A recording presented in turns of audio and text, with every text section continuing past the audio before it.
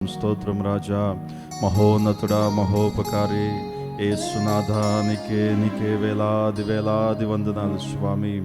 గొప్పవాడా, నీకు స్తోత్రం స్తోత్రం స్తోత్రం స్తోత్రం స్తోత్రం తండ్రి.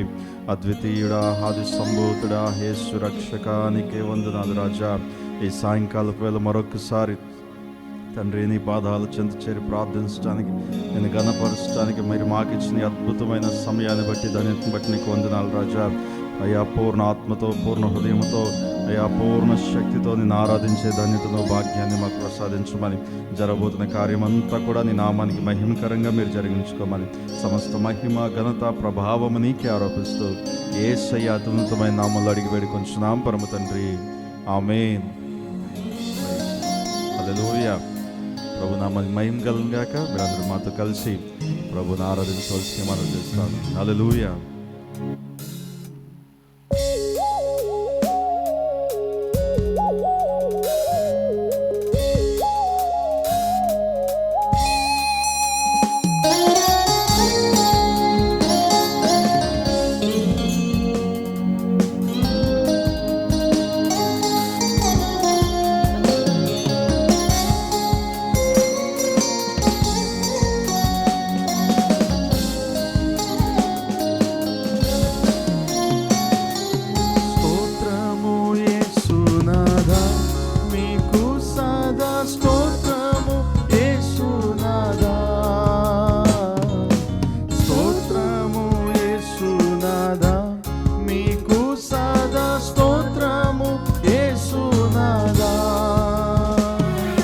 స్తోత్రము చెల్లింతుము నీదు దాసులము తండ్రి కుమారాత్మలకు. స్తోత్రము చెల్లింతుము నీదు దాసులము తండ్రి కుమారాత్మలకు. స్తోత్రము యేసునాథా, మీకు సదా స్తోత్రము యేసునాథా. స్తోత్రము యేసునాథా, మీకు సదా స్తోత్రము యేసునాథా.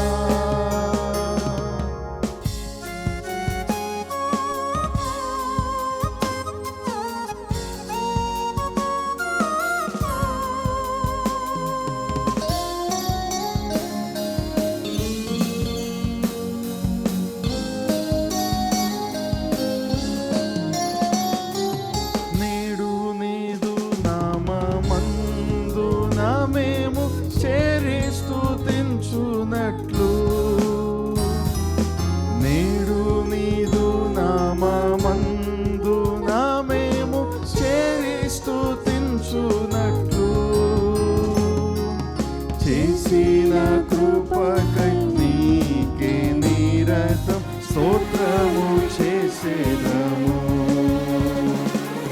చేసిన కృపకై నీకే నిరతం స్తోత్రము చేసేదము. స్తోత్రము యేసునాథా, మీకు సదా స్తోత్రము యేసునాథా. స్తోత్రము యేసునాథా, మీకు సదా స్తోత్రము యేసునాథా.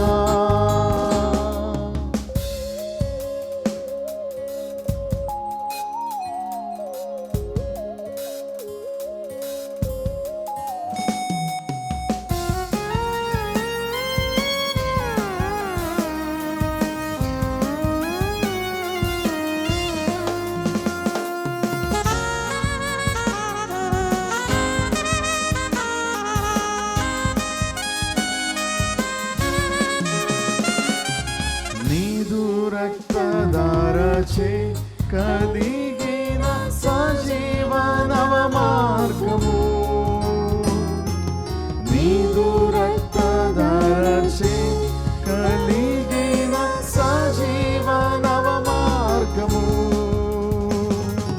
దాసులము తండ్రి సన్నిధి చేరను నిత్యము స్వాతంత్రము. దాసులము తండ్రి సన్నిధి చేరను నిత్యము స్వతంత్రము. స్తోత్రము యేసునాథా, నీకు సదా స్తోత్రము యేసునాథా. స్తోత్రము యేసునాథా, నీకు సదా స్తోత్రము యేసునాథా.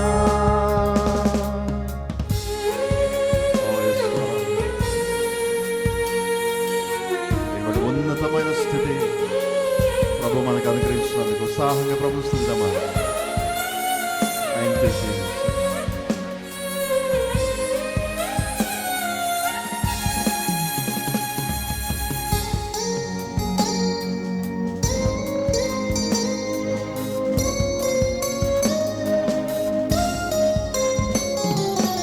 ఇట్టి ఉన్నతమైన స్థితిని దీనులకు మాకు.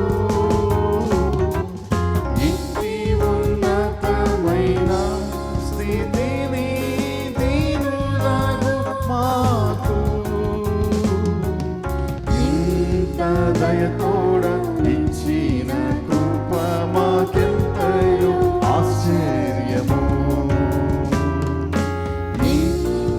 దయతోడ ఇచ్చిన కృప మాకెంతయో ఆశ్చర్యము. స్తోత్రము యేసునాథా, నీకు సదా స్తోత్రము యేసునాథా. స్తోత్రము యేసునాథా, నీకు సదా స్తోత్రము యేసునాథా.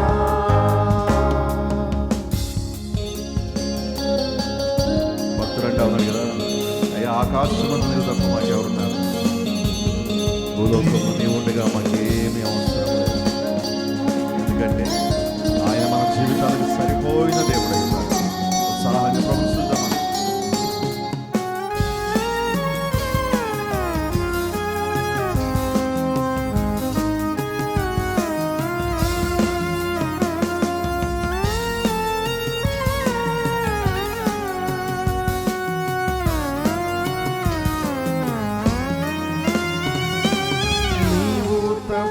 మాకు పరమందున వేరెవరు కలరు.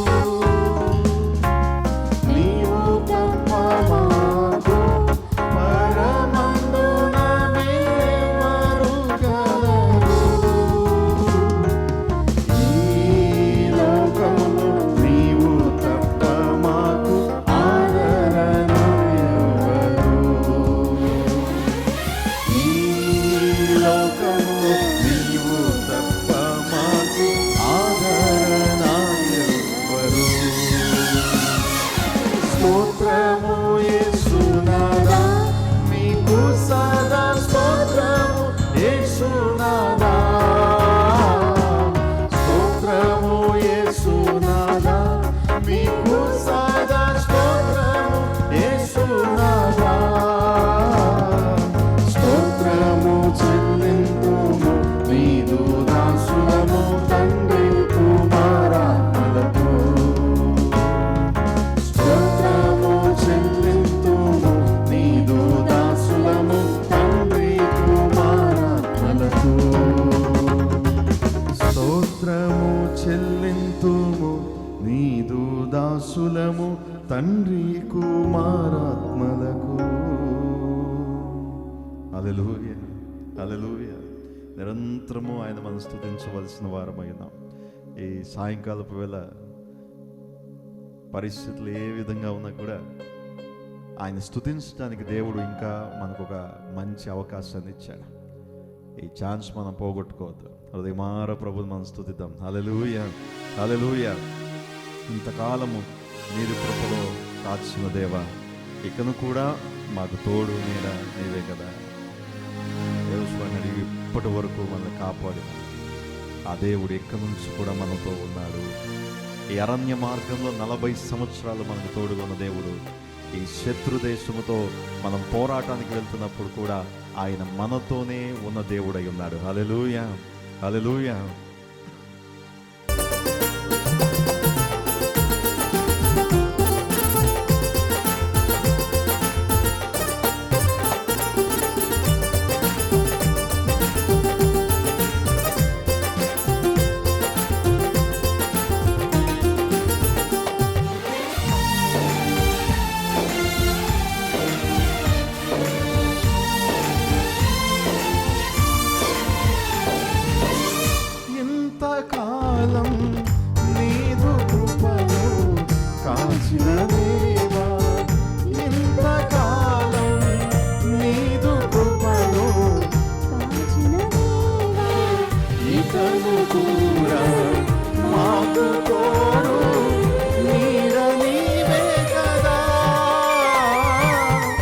ఇకను కూడా మాకు తోడు నీడ నీవే కదా.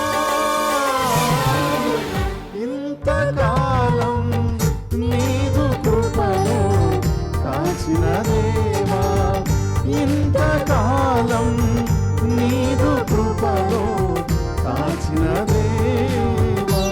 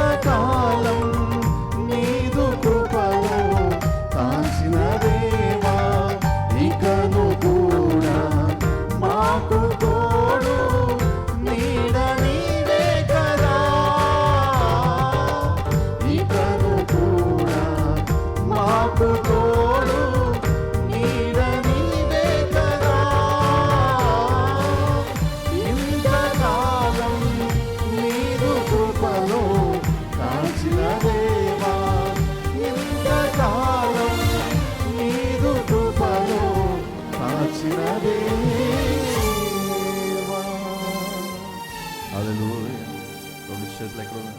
రెండు చేతులు ఎక్కడున్న వారు అక్కడే ప్రభువుని మనం స్తుతిద్దాం. హల్లెలూయా, హల్లెలూయా.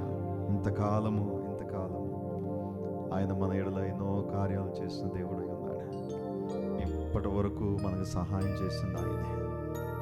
ఆ ఎబెనేజరే, సజీవుడైన ఎబెనేజర్ ఇక ముందు కూడా మనం నడిపించనై ఉన్నాడు. హల్లెలూయా. మరొక పాట పాడుకుంటూ ప్రభువుని స్తుతిద్దామా?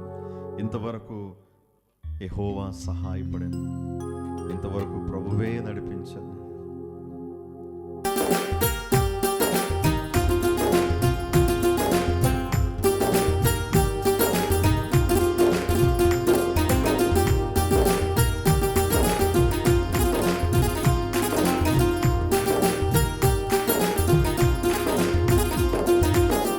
ఇంతవరకు నడిపి కొరతలు తీర్చి సంతోషమిచ్చావే వందనమయ్యా. ఇంతవరకు నడిపి కొరతలు తీర్చి సంతోషమిచ్చావే వందనమయ్యా. జలములు దాటాను, శోధన జయించాను, ప్రాకారములు దాటాను నీ బలము చేత. జలములు దాటాను, శోధన జయించాను, ప్రాకారములు దాటాను నీ బలము చేత. నీకు వందనమయ్యా, నిన్ను ఘనపరచెదన్. నీకు వందనమయ్యా, నిన్ను ఘనపరచెదన్. ఇంతవరకు నడిపి కొరతలు తీర్చి సంతోషమిచ్చావే వందనమయ్యా.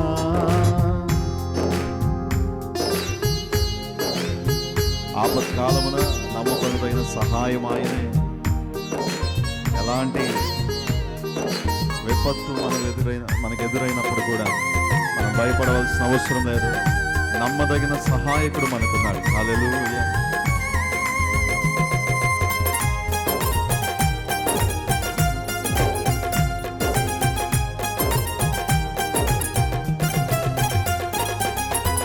ఆపత్కాలమున నమ్ముకొనదగిన సహాయుడవైతివి వందనమయ్యా.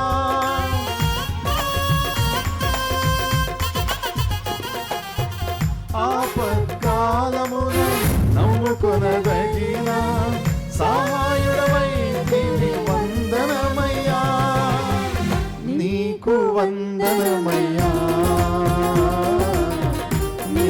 ఘనపరచెదన్. నీకు వందనమయ్యా, నిన్ను ఘనపరచెదన్. ఇంతవరకు నడిపి కొరతలు తీర్చి సంతోషమిచ్చావే వందనమయ్యా. ఇంతవరకు నడిపి కొరతలు తీర్చి సంతోషమిచ్చావే వందనమయ్యా.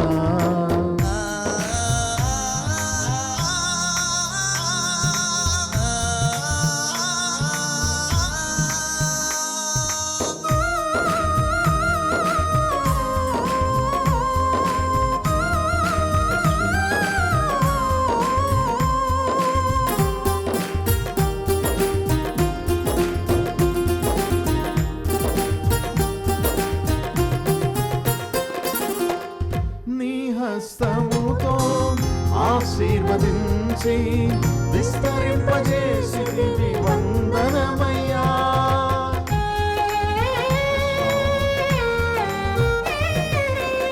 నీ హస్తముతో ఆశీర్వదించి విస్తరింపజేసితివి వందనమయ్యా. నీకు వందనమయ్యా, ఘనపరచెదన్. నీకు వందనమయ్యా, నిన్ను ఘనపరచెదన్. ఇంతవరకు నడిపి కొరతలు తీర్చి సంతోషమిచ్చావే వందనమయ్యా. ఇంతవరకు నడిపి కొరత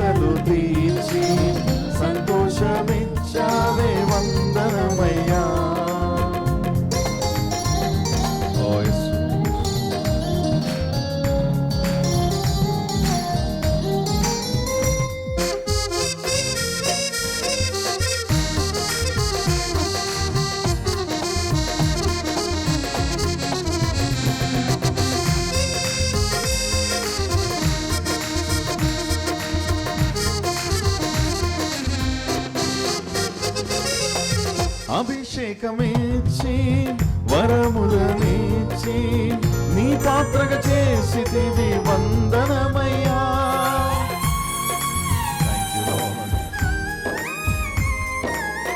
అభిషేకమిచ్చి వరములనిచ్చి నీ పాత్రగా చేసితివి వందనమయ్యా. నీకు వందనమయ్యా, నిన్ను ఘనపరచెదన్. నీకు వందనమయ్యా, నిన్ను ఘనపరచెదన్. ఇంతవరకు నడిపి కొరతలు తీర్చి సంతోషమిచ్చావే వందనమయ్యా. ఇంతవరకు నడిపి కొరతలు తీర్చి సంతోషమిచ్చావే వందనమయ్యా. జలములు దాటాను, శోధన జయించాను, ప్రాకారములు దాటాను నీ బలము చేత. జలములు దాటాను, శోధన జయించాను, ప్రాకారములు దాటాను నీ బలము చేత. నీకు వందనమయ్యా, నిన్ను ఘనపరచెదన్.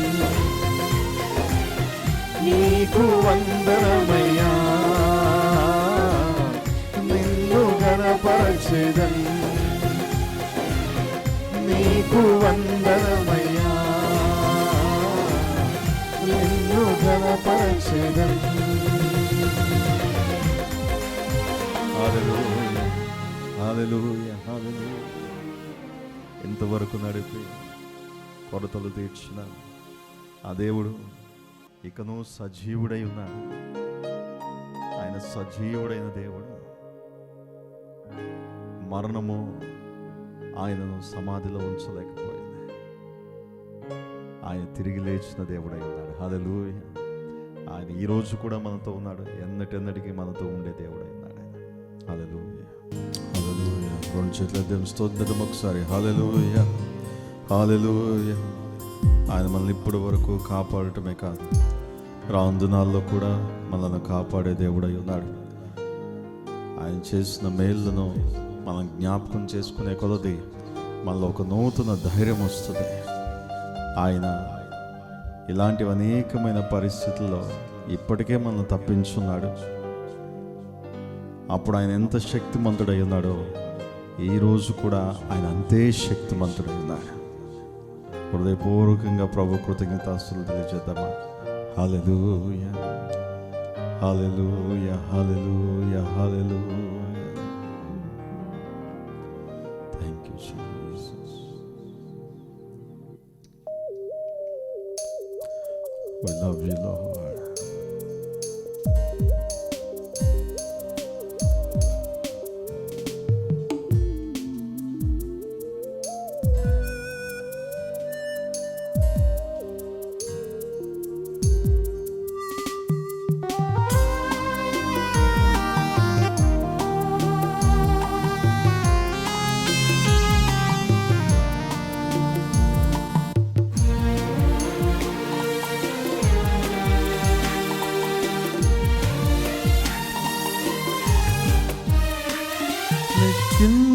లెక్కించలేని స్తోత్రము దేవా ఎల్లప్పుడు నే పాడెదన్. లెక్కించలేని స్తోత్రము దేవా ఎల్లప్పుడు నే పాడెదన్. ఇంతవరకు నా బ్రతుకులో, ఇంతవరకు నా బ్రతుకులో నీవు చేసిన మేలకై లెక్కించలేని స్తోత్రము ఎల్లప్పుడూ నీ పాడెదన్. దేవా ఎల్లప్పుడూ నీ పాడెదన్.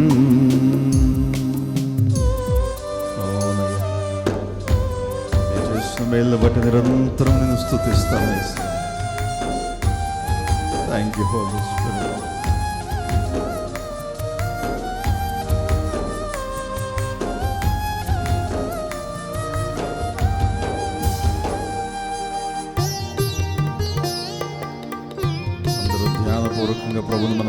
పాడదామా?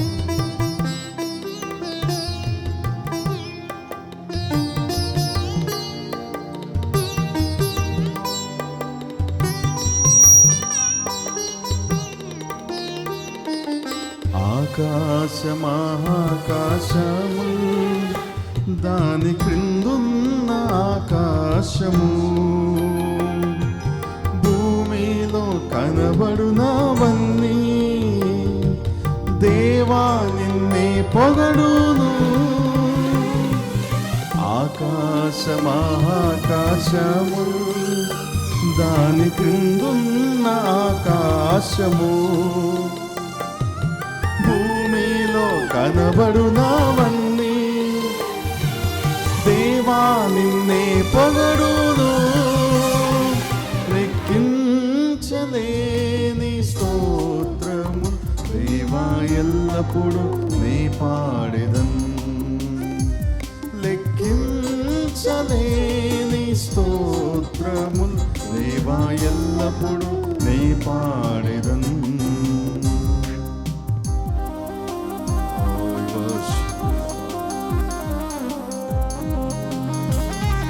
అంతా కూడా ప్రభు నిరంతరం స్తుతిస్తూనే ఉంటుంది. ఆకాశ పక్షులు జలరాశులు వాటన్నిటికీ ఆహారం ఇచ్చేవాడు ఆయనే కదా. అవి ఎంతగానో కృతజ్ఞత కలిగి ఆ దేవాది దేవుని నిరంతరము ఘనపరుస్తూ ఉన్నాయి. ఈరోజు మనం కూడా ప్రభు మన జీవితంలో చేసిన కార్యాలను బట్టి ఉత్సాహగానం చేద్దామా? Thank you Holi spirit.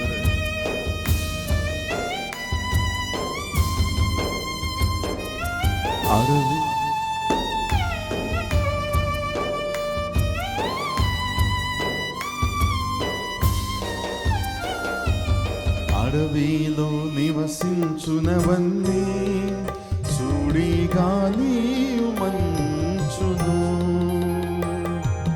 భూమిపై ఉన్నవన్నీ ప్రభువా నిన్నే కీర్తించును.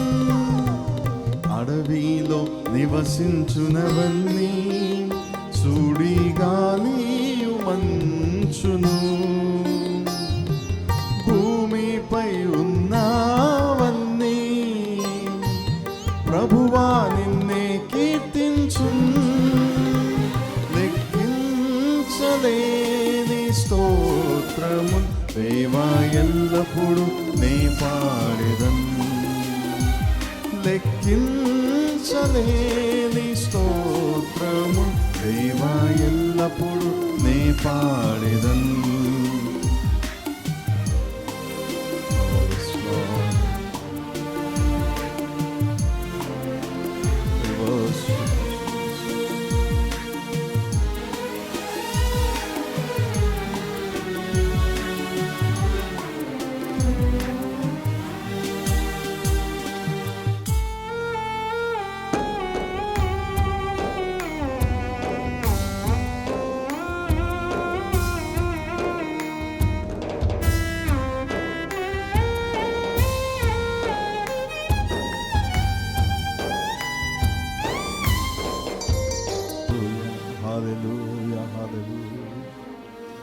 లెక్కించలేని స్తోత్రం రాజా. స్తోత్రం స్తోత్రం స్తోత్రం స్తోత్రం తండ్రి. ఇంతవరకు మమ్మల్ని కాపాడిన మా దైవమా నీకు స్తోత్రం రాజా. Thank you Jesus. Thank you Lord. Thank you Lord. అరణ్యములో వారికి త్రాగుటకు సమృద్ధిగా నీరిచ్చిన వాడవయ్యా. పరిస్థితులన్నీ ఎంతో భయానకంగా కనబడుతున్నప్పటికీ నాదా నిన్ను ఎరిగిన వారమైన మేము బలము కలిగి గొప్ప కార్యాలు చేస్తామని మీ వాక్యం సెలవిస్తుంది తండ్రి.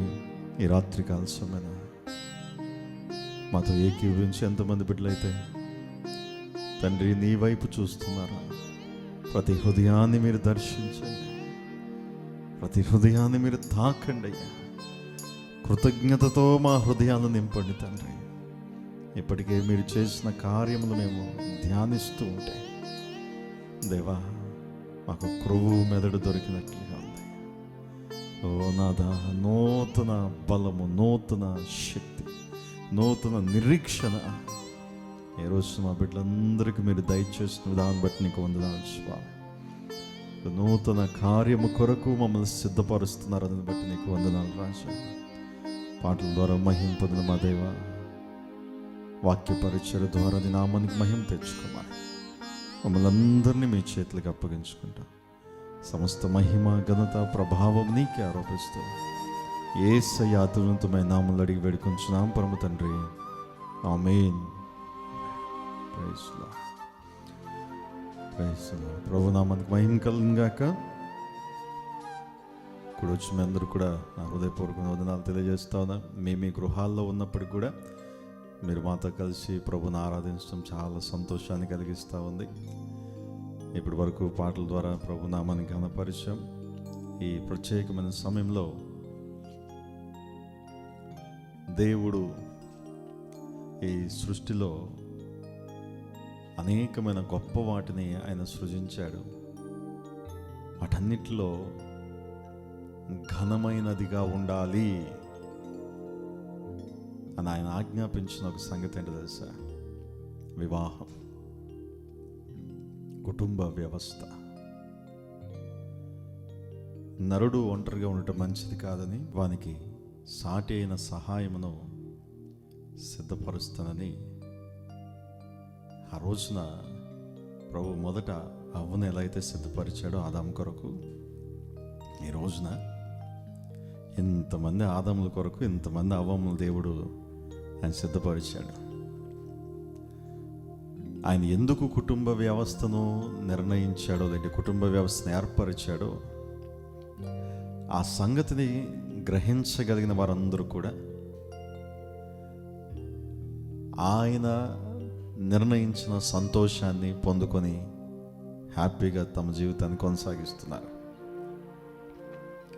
కానీ బాధ కలిగించే విషయం ఏంటంటే ఇప్పటికీ చాలామంది ఎందుకు దేవుడు జతపరిచాడో తెలీదు, ఎందుకు బిడ్డల్ని ఇచ్చాడో అర్థం కావట్లేదు, ఎందుకు ఈ కుటుంబాన్ని అప్పగించాడో తెలుసుకోలేని దుస్థితిలో ఉన్నారు. ఏ విధంగా జీవించాలో అర్థం కాని పరిస్థితుల్లో ఒకరినొకరు నిందించుకుంటూ తమ దుస్థితిగా తమ పరిస్థితికి నువ్వు కారణం అని చెప్పుకుంటూ ఒకరినొకరు నిందించుకుంటూ ఒకరినొకరు దూషించుకుంటూ ఎవరో కారణమో ఈ పరిస్థితికి అని వెతుకుతూ ఉన్నారు. కానీ రాత్రికాల సమయన ప్రభు మనతో మాట్లాడిన ఉన్నాడు. మనం కొద్ది రోజులు వెనక్కి వెళ్తున్నాము. ఇప్పుడు హల్లెలూయా, హల్లెలూయా. అంటే టైం మెషిన్ ఏం లేదు.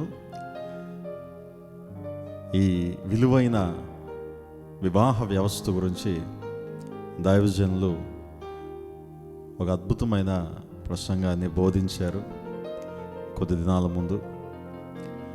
ఆ మాటలు మరలా మీ అందరికీ వినిపింపజేయాలని చెప్పి మేము ఆశపడుతూ ఉందాం. రాబోయే మీరు చూడబోతున్న ఈ వీడియో ఇప్పుడు తీస్తుంది కాదు. మీరు అనవసరంగా కంగారు పడద్దు. ఎంతమంది జనాలు వచ్చేసారో అక్కడికి మేము వెళ్ళకుండా ఎవరు వచ్చేసారో అని అనుకోవద్దు. ఎవరు రాలేదు, ఇక్కడ అంత ఖాళీగానే ఉంది. మనందరం కలిసి మళ్ళీ వెనక్కి వెళ్ళి దైవజనుల ద్వారా దేవుడు మన కుటుంబాలకు ఇచ్చిన ఆ అమూల్యమైన మాటలు మరలా శ్రద్ధగా విందాం. ఆ మాటల్లో దేవుడి రోజున మన కుటుంబాల్లో కార్యము కొరకు ఆయన సిద్ధపరిచిన మేలు దాగుంది. మీరు ఆశ కలిగి ఉంటే ఆయన తృప్తిపరుస్తాడు, ఆకలి కొని ఉంటే ఆయన మేలుతో తృప్తిపరుస్తాడు. హల్లెలూయా. దేవుని వాక్యం శ్రద్ధగా విందామా? God bless you. అపోస్తలుడైన పౌలు ఎఫెసీయులకు రాసిన పత్రిక 5వ అధ్యాయము. అపోస్తలుడైన పౌలు ఎఫెసీయులకు రాసిన పత్రిక 5వ అధ్యాయము 33వ వచనాన్ని చదువుకుందాం ఒకసారి. మెట్టుకు మీలో ప్రతి పురుషుడును తనను వలె తన భార్యను ప్రేమింపవలెను. భార్య అయితే తన భర్త యందు భయము కలిగి ఉండునట్లు చూచుకొనవలెను. చాలమ్మా, దేవునికి స్తోత్రం. హల్లెలూయా.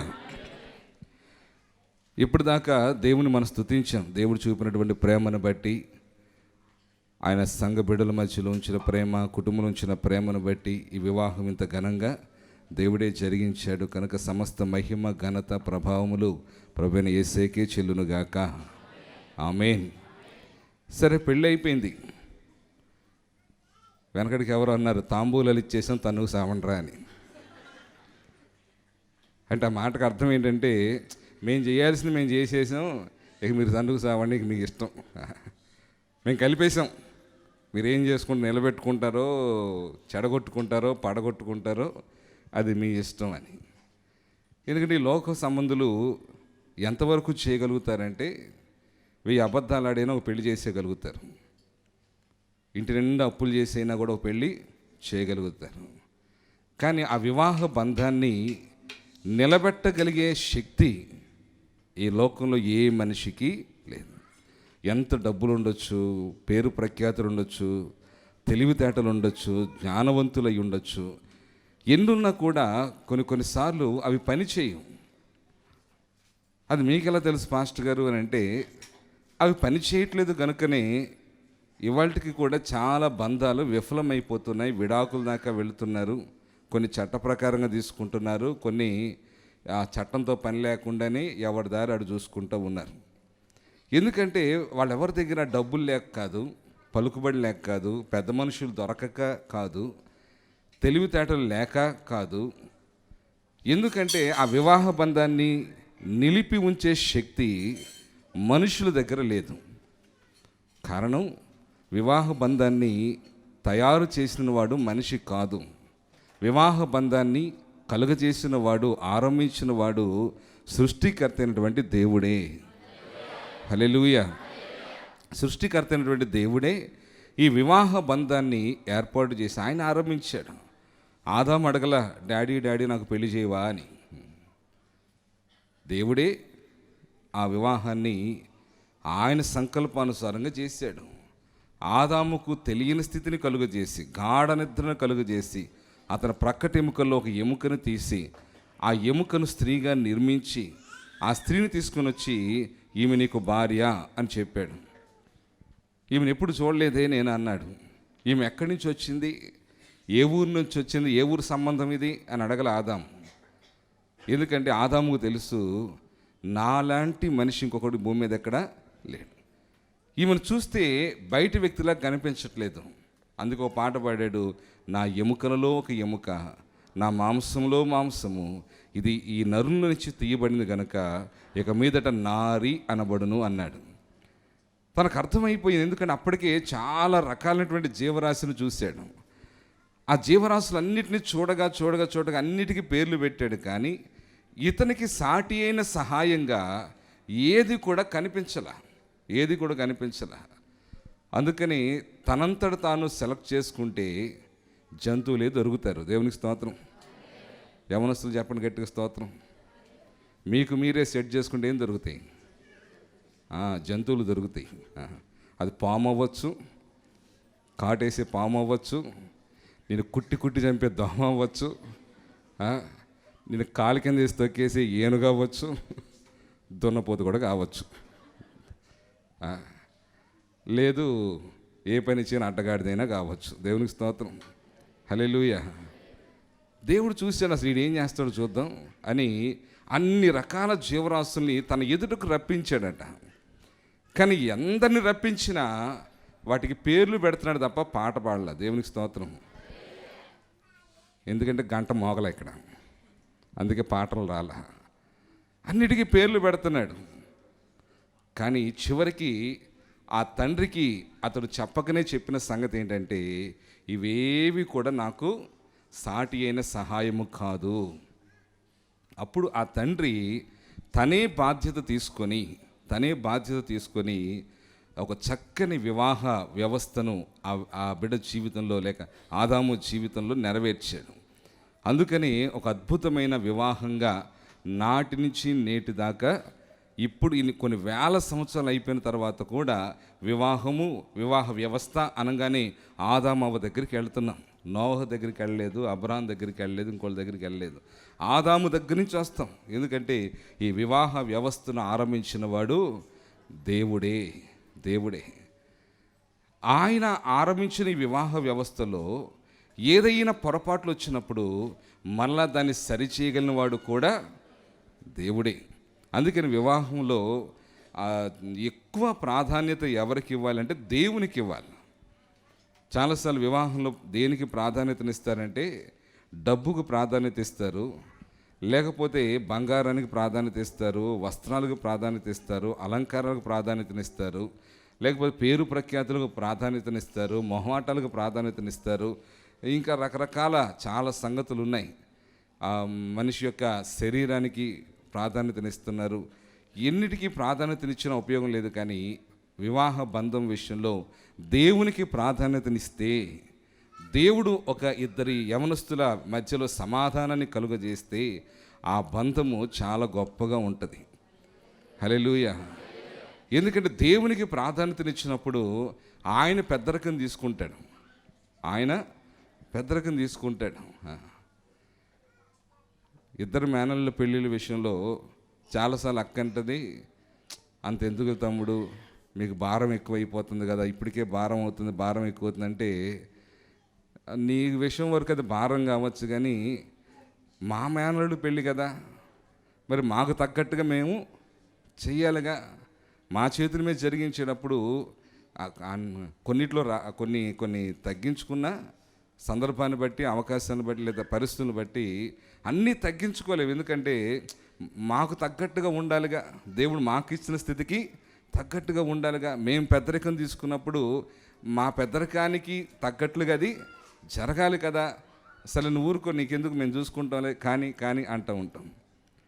నేను అంటాను, మనుషులకు పెద్దరికాన్ని ఇచ్చినప్పుడే కొన్ని విషయాల్లో కక్కుర్తి పడకుండా, రాజీ పడకుండా, ఎంత కష్టమైనా, ఇబ్బంది అయినా, ఎంత ప్రయాస అయినా కూడా కొన్నిసార్లు వెనకాడకుండా చేయగలుగుతున్నప్పుడు సర్వశక్తివంతుడైనటువంటి దేవునికి పెద్దరికం ఇస్తే, ఏమండి, సర్వశక్తివంతుడైనటువంటి దేవునికి పెద్దరికం ఇస్తే ఇక ఆయన రేంజ్లో చేస్తాడు. హల్లెలూయా, హల్లెలూయా. అందుకనే ఆయన చేసే వివాహాలు ఘనంగా కనిపిస్తాయి. డబ్బులు ఎక్కువై కాదు, వైభవం ఎక్కువై కాదు, అక్కడున్న ఆర్భాటాలు ఎక్కువై కాదు, అక్కడికి వచ్చిన ప్రజలకు దేవుని సన్నిధిని అనుభవించగలుగుతారు. దేవుని సన్నిధిని అనుభవించగలుగుతారు. మరి మీరందరికీ ఎలాగుంటుందో నాకు తెలియదు, కానీ వ్యక్తిగతంగా నేను అనుభవించినది కూడా పక్కన పెట్టేస్తే నాతో చాలామంది చెప్పిన సంగతి ఏంటంటే, ఈ వివాహానికి రావడం వలన దేవుని సన్నిధి మేము అనుభవించగలిగాము అని. ఇక్కడ ఉన్న ఈ కొద్దిసేపు మాకు చాలా మనసుకు నెమ్మది ఉంది. ఒకవేళ రాకపోయి ఉంటే మేము చాలా మిస్ అయిపోయేవాళ్ళం, చాలా పోగొట్టుకునేవాళ్ళం. అలాంటి దేవుని ప్రసన్నత ఇక మేము అనుభవించగలిగామని 2 వివాహాల్లో కూడా చెప్పడం జరిగింది. దేవునికి స్తోత్రం కలుగును గాక. హల్లెలూయా. ఎందుకంటే 2 వివాహాలు, ఎందుకంటే 2 సాక్ష్యాలు చెప్పారు కాబట్టి 2 చెప్తున్నాను. 2 వివాహాలు దేవుని సంకల్పానుసారంగా జరిగాయి. హల్లెలూయా, హల్లెలూయా. ఇప్పుడు ఈ వివాహ బంధాన్ని స్థిరపరచి, బలపరిచి, వర్ధిల్లినట్లుగా చేయాలి అంటే అది దేవుని చేతిలో ఉంది. అవునా కాదా? హెబ్రీయులకు రాసిన పత్రిక 13వ అధ్యాయం 4వ వచనంలో చాలాసార్లు మనం చదువుతాం, వివాహము అన్ని విషయములలో ఘనమైనదిగా ఉండాలి అన్నాడు. వివాహము అన్ని విషయంలో ఘనమైనదిగా మనం ఉంచినప్పుడు ఆ వివాహ బంధాన్ని ఆశీర్వాదకరంగా ఆయనే దాన్ని ఆశీర్వాదకరంగా మలుస్తాడు, దాన్ని మారుస్తాడు, లేకపోతే దాన్ని అలాగా కొనసాగిస్తాడు. ఈ వివాహ బంధాన్ని గురించి చాలాసార్లు కొన్ని పొరపాటు లేదా అపోహలు, అపార్థాలు ఈ వివాహ వ్యవస్థ మీద ఉన్నాయి. ఎందుకు ఇలాగా? నేను కొందరు చెప్తే పెళ్లి చేసుకోరా బాబు అంటే, కొందరు నా మేనళ్ళు ఉన్నారు, కొందరు తొందర ఏముందిలే మాయా చేసుకుందాంలే అంటారు. అరే వయసు అయిపోతుందిరా చేసుకోరంటే, మా ఆఫీస్లో నాకంటే బోల్డ్ వయసు ఉన్న వాళ్ళు ఉన్నారు, వాళ్ళు చేసుకోవట్లేదు, నాకేమొచ్చింది తొందర అంటారు ఒకడు. అంటే వాడికి భార్యతో అవసరం లేదు అని అనిపిస్తుంది. ఎందుకంటే ఒకప్పుడు ఇంట్లో కాస్త ఇబ్బందిగా ఉంటే పెళ్ళి చేసేవాళ్ళు, వంటకి ఇబ్బంది అయినా పెళ్లి చేసేవాళ్ళు, బట్టలు ఉతకడానికి ఇబ్బంది అని పెళ్లి చేసేవాళ్ళు, లేకపోతే అప్పటికప్పుడు కాస్త క్యాష్ రావాలన్నా కూడా పెళ్లి చేసేవాళ్ళు.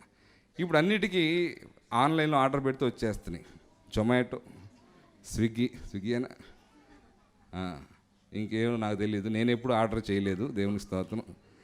ఎవరో ఆర్డర్ చేస్తే తిన్నాను తప్ప నేను ఆర్డర్ చేయలేదు. ప్రతిదానికి డబ్బులు పడేస్తే అన్ని రకాల సేవలు దొరుకుతున్నాయి. అందుకే కొందరికి వివాహంతో ఇప్పుడు పనే ఉంది అన్నట్లుగా కొందరికి ఏమో ఆత్రం ఎక్కువ, టైం రాకపోతే 15 ఏళ్ళకి వచ్చి పెళ్లి చేసామంటారు. గవర్నమెంటు నిబంధన ఒకటి ఉంది కదా, దాన్ని మనం గౌరవించాలి. పిల్లల ఆరోగ్య విషయం కూడా అది చాలా అవసరం. 18 నిండేదాకా ఆగండిరా బాబు, కావాలంటే 18 సంవత్సరాలు నిండిన రోజు చేస్తాను మీకు అంతగా అర్జెంట్ అయితే అని అంటే కొంతమంది పాపం మాట గౌరవిస్తారు, కొంతమంది నువ్వు చేయకపోతే మేము చేసుకోలేమన్నట్టు ఉంటారు. దేవునికి స్తోత్రం. ఎవరిని ఏమనలేం, అన్నిటికీ దేవునికి స్తోత్రమే. ఎందుకు తొందరపడుతున్నారు, కొందరు ఎందుకు తొందరపడడం లేదు అని అంటే వివాహం అనేది దేవుని సంకల్పం అనే సంగతి తెలియట్లేదు వాళ్ళకి. ఈ వివాహ బంధంలో చాలా అద్భుతమైన పాఠాన్ని నేర్చుకోవడానికి దేవుడు అవకాశం ఇచ్చాడు. కొన్ని ఆజ్ఞలు ఎలాగుంటాయంటే, నీవు భూమి మీద దీర్ఘాయుష్మంతుడు అవ్వాలంటే నీ తల్లిని తండ్రిని సన్మానించు అన్నాడు. ఏమంటే తల్లిదండ్రులకు అంత ప్రయారిటీ ఇవ్వాల్సిన అవసరం ఏముంది అని అంటే, భూమి మీదకి మనం రావడానికి ప్రధానమైన కారణం వాళ్ళిద్దరి ద్వారానే మనం వచ్చాం భూమి మీదకి. అంటే నువ్వు ఈ భూమి మీదకి ఒక ఆకారంతో వచ్చావు అని అంటే దానికి కారణమైనటువంటి తల్లిదండ్రులు, అంటే ఈ లోక సృష్టికర్తలు వాళ్ళు నీ కంటికి ఎదురుగా కనిపిస్తున్నారు. వాళ్ళను సన్మానించకపోతే కంటికి కనిపించని పరలోకపు తండ్రిని నువ్వు ఎలా సన్మానించగలుగుతావు? అంటే ఇక్కడ ఉన్నటువంటి తల్లిదండ్రులు చూస్తున్నప్పుడు వాళ్ళ మీద ఉన్నటువంటి కృతజ్ఞతా భావంతో వాళ్ళని సన్మానించగలుగుతున్నప్పుడు అసలు నీ పుట్టుకు అసలు కారణమైనటువంటి పరలోకపు తండ్రిని గురించిన విలువ నీకు అర్థమవుతుంది. కనుక ఆయనను సన్మానించడం మొదలు పెడతావు. ఈ భూమి మీద తల్లిదండ్రులను సన్మానిస్తే భూమి మీద దీర్ఘాయుష్మంతుడు అవుతావు. పరలోకపు తండ్రిని సన్మానించి ఆయన మార్గంలో నడిస్తే నిత్య జీవాన్ని పొందుకుంటాం. అది ఇంకా దీర్ఘాయుష్ కదా, అవునా కదా? ఇక్కడ దీర్ఘాయుష్ అని అంటే గట్టిగా అయితే 70-80 ఏళ్ళు లేదా ఒక 100, అదే కదా. శరీర సంబంధమైన తల్లిదండ్రులకు మనం గౌరవాన్ని ఇవ్వడం వలన మనకు దొరికే ప్రతిఫలం ఇది. అలాగే వారి ద్వారా ఆ పాఠాన్ని నేర్చుకొని దేవుని ఉద్దేశాన్ని మనం అర్థం చేసుకొని అదే ప్రేమ లేక అదే కృతజ్ఞత పరలోకపు తండ్రి పట్ల మనం కలిగి ఉన్నప్పుడు ఆయన ఇంకా దీర్ఘాయుషిస్తాడు, నిత్య జీవాన్ని మనకు ఇస్తాడు. హల్లెలూయా. అలాగే భార్యాభర్తల బంధాన్ని కూడా మనం ఎదురుగా పెడుతూ ఎఫెసీ పత్రికలో పౌలు చాలా చక్కని పోలిక తీసుకొచ్చాడు. ఏంటి ఆ పోలిక అంటే, క్రీస్తు సంఘం. ఎవరంట? క్రీస్తు సంఘము. ఈ ఇద్దరి మధ్య ఉన్నటువంటి బంధము ఎలా ఉండాలి ఇప్పుడు దేవుని బిడ్డలారా, అది మనకు అర్థం కావాలి. అది అర్థమైతేనే వరుడైనటువంటి క్రీస్తు కొరకు మనమందరం కూడా వధువు సంఘముగా సిద్ధపడి ఆయన రాకడ కొరకు సరిగ్గా ఎదురు చూస్తాం. ఈ బంధం అర్థం కాలేదు అని అంటే నీకు ఆ బంధం కూడా అర్థం కాదు అని అర్థం. ఆ బంధం కూడా నీకు అర్థం కాలేదు. ఊరికే బైబిల్ పట్టుకుని చర్చకు వస్తున్నావు కానీ సంఘానికి క్రీస్తుకు ఉండాల్సినటువంటి బంధం నీకు అర్థం కాలేదు. ఈ వైవాహిక బంధం అనేది కొంచెం కొన్ని సమస్యలతో కూడుకున్నదే. ఏమంటే క్రైస్తవ జీవితం ఎలాంటిది? క్రీస్తు యేసునందు సద్భక్తితో బ్రతుకును ఉద్దేశించు వానికి హింసలు కలుగుతాయి. క్రీస్తు యేసునందు సద్భక్తితో మంచి భక్తితో క్రీస్తునందు జీవించేవాడికి ఖచ్చితంగా హింసలు ఎదురవుతాయి. హింస ఎదురవుతుంది అంటే నొచ్చుకునే సందర్భాలు ఎక్కువ ఉంటాయి, గాయపరచబడే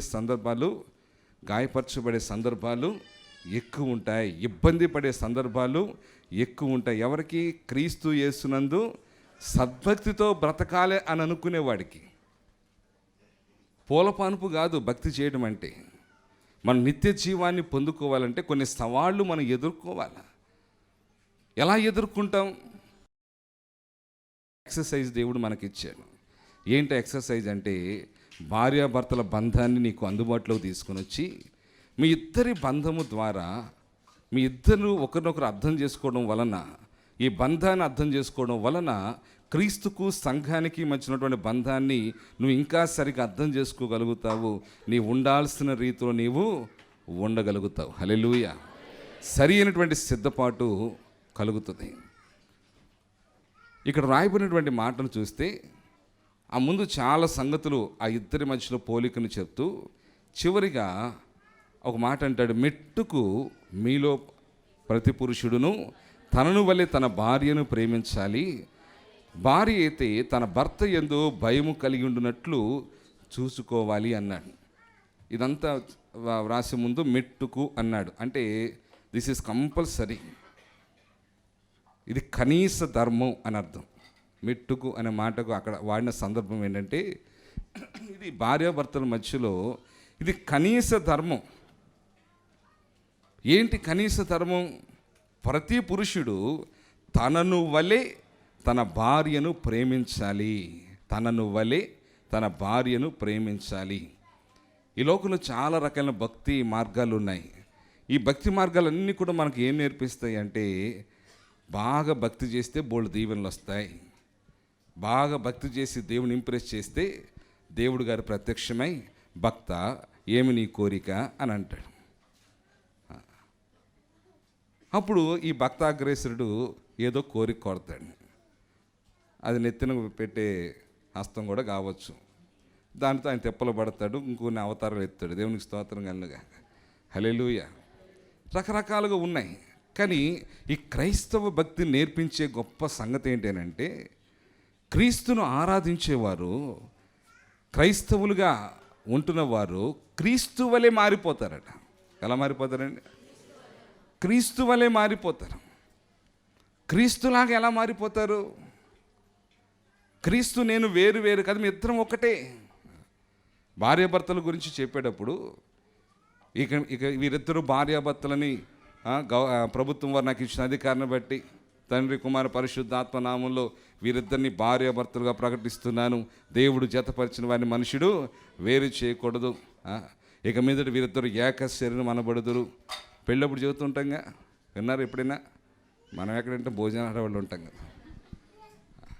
ఇక మీద వారిద్దరు వేరు వేరు కాదు, ఏక శరీరము. వారిద్దరు ఒక్కటే ఒక్కటే.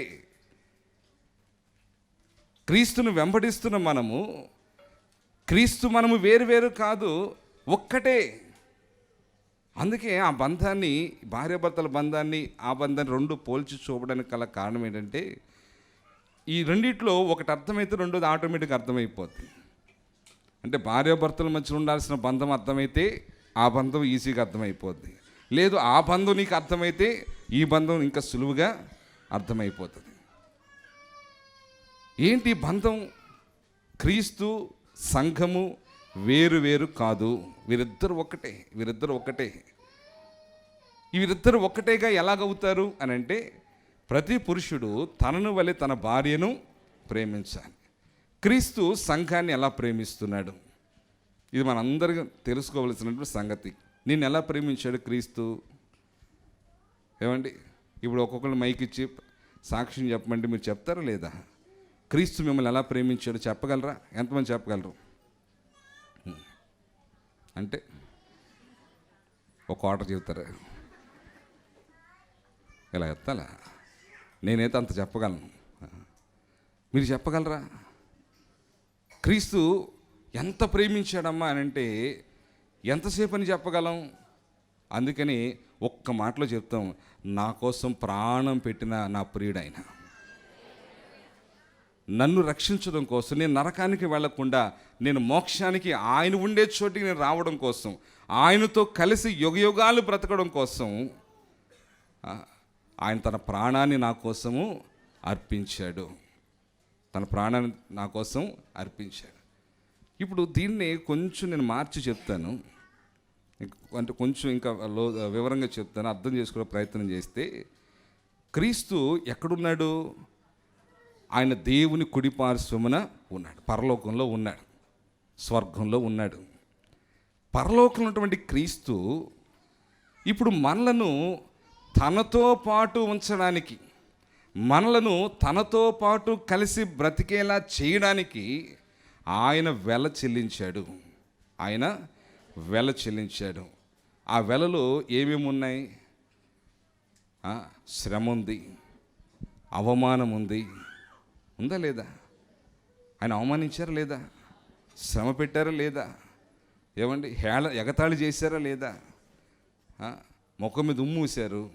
ఏమన్నా అంతకంటే అవమానం ఏమైనా ఉంటుందా మనిషి జీవితంలో? మీ ముఖం మీద ఎవరైనా ఉమ్ము వేశారనుకోండి, ముఖం మీద అవసరం, మీరు నడిచే దారిలో అయితే నేను 36 తిట్లు తిడతాం మనం. అటు పొరపాటున చూసుకోకుండా గబుకుని వస్తే చిన్న డ్రాప్ వచ్చి చేయి మీద పడితే ఇక్కడ చచ్చాడు ఆ రోజున. అలాంటి ముఖం మీద, ఆయన ముఖం మీద లిటరల్గా ఆయన ముఖం మీద ఉమ్మి వేశారు. భరించాడా లేదా? అవమానాన్ని భరించాడు. ఆయన సిలువలో వేలాడుతుంటే కొంచెం కూడా కనికరం లేకుండా మండుట ఎండ, 9 గంటలకు సిలువ వేస్తే 3 గంటల దాకా సిలువలో వేలాడుతున్నాడు. అక్కడ ఎన్ని మాటలు అన్నారో అవన్నీ రాయలేదు, కానీ చాలాసేపు మాట్లాడుతూనే ఉన్నారు. 1-2 మాటలు మాత్రం రాశారు. నువ్వు నిజంగా దేవుని కుమారుడు అయితే, రక్షకుడా, నువ్వు అందరికి రక్షకుడు కదా, దిగిరా చూద్దాం అన్నారు. పక్కన దొంగ కూడా అంటున్నాడు, నువ్వు నిజంగా క్రీస్తువైతే నిన్ను రక్షించుకొని మమ్మల్ని కూడా రక్షించు అన్నాడు. అంటే నువ్వు నన్ను రక్షించకపోతే నువ్వు క్రీస్తువే కాదు అని, నువ్వు చేతగానుడు అని, అబద్ధికుడు అని రకరకాలుగా ఆయన గురించి అవమానకరంగా హేళన చేశారు, ఎగతాళి చేశారు. ఈయన రక్షించుకోలేడు, కానీ ఈయనంట అందరిని రక్షిస్తాడంట. మొన్న మధ్య ఒక పెద్ద ఆయన 3 మేకులు బీక్కోలేనుడు అంటూ కొంచెం వ్యంగ్యంగా వ్యాఖ్యానించాడు. సమాధి రాయిని బద్దలు కొట్టుకుని బయటకు వచ్చినోడికి, ఏమంటే సీలేసి సైనికులు కాపలాగా ఉన్నటువంటి సమాధిని బద్దలు కొట్టుకొని చనిపోయిన 3వ రోజున సజీవుడిగా బయటకు వచ్చిన వాడికి 3 మేకులు పీక్కోవడం పెద్ద కష్టమేమి. ఆయన తను రక్షించుకోవడానికి రాలేదు, మనల్ని రక్షించడానికి తాను శిక్షింపబడడం కోసం సిద్ధమై వచ్చినవాడు ఆయన. హల్లెలూయా. ఆయన అవమానాలు భరించాడు, శ్రమలు భరించాడు, ఎగతాళ్ళు భరించాడు. దీనంతటికీ కారణం ఏంటి అని అంటే, వీళ్ళు ఎలాగైనా సరే నాతో పాటు ఉండాలి, వీళ్ళు అలాగ నరకానికి వెళ్ళిపోకూడదు. ఏది ఏమైనా సరే, ఒకవేళ వాళ్ళలో అవిధేయత ఉన్నా కూడా నేను క్షమించేస్తాను, వాళ్ళకు బదులు నేను వెల చెల్లించేస్తాను. వాళ్ళలో ఉన్న లోపాలు నా నెత్తిని వేసుకుంటాను, వాళ్ళలో ఉన్నటువంటి బలహీనతలు నా నెత్తిని వేసుకుంటాను, వాళ్ళలో ఉన్నటువంటి ఆ అభ్యంతరాలన్నీ కూడా నేను సహిస్తాను, కానీ వారు నాతో పాటు ఉండాలి. అది క్రీస్తు ప్రేమ. హల్లెలూయా. అది క్రీస్తు ప్రేమ. ఒక పురుషుడు తనను వలె తన భార్యను ప్రేమించడం అంటే, ఏది ఏమైనా కూడా ఆమె తనతో సంతోషంగా ఉండటం కోసం, దేనికైనా తెగించేవాడు. అవమానానికైనా, నిందకైనా, ఎగతాళికైనా, శ్రమకైనా, ఇబ్బందికైనా, అది ఎలాంటి కష్టమైన, నష్టమైన, నిష్ఠూరమైన ఆమె తనతో పాటు ఉండాలి. ఫైనల్గా అది. దానికోసము తను ఏం చేయగలడో అవన్నీ చేయాల. అది తనను వలె ప్రేమించడం అంటే. చూడండి, మనకి ఏదన్నా కష్టం వచ్చిందనుకోండి, ఆ కష్టం నుంచి బయటపడడానికి 5 రకాల పద్ధతులు ఉన్నాయి అనుకోండి.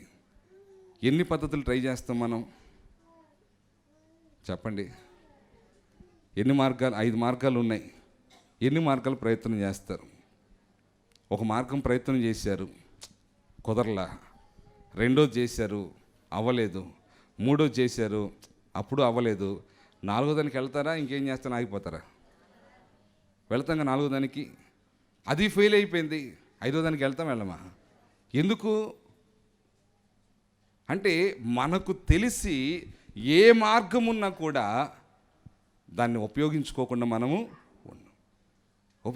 ఉండం. ఎందుకంటే మన మీద మనకు అంత ప్రేమ ఉంటుంది, అవునా కాదా? మన మీద మనకంత ప్రేమ ఉంటుంది. ఏదో ఒక రకంగా ఒక చిన్న ఉదాహరణ చెప్తున్నా.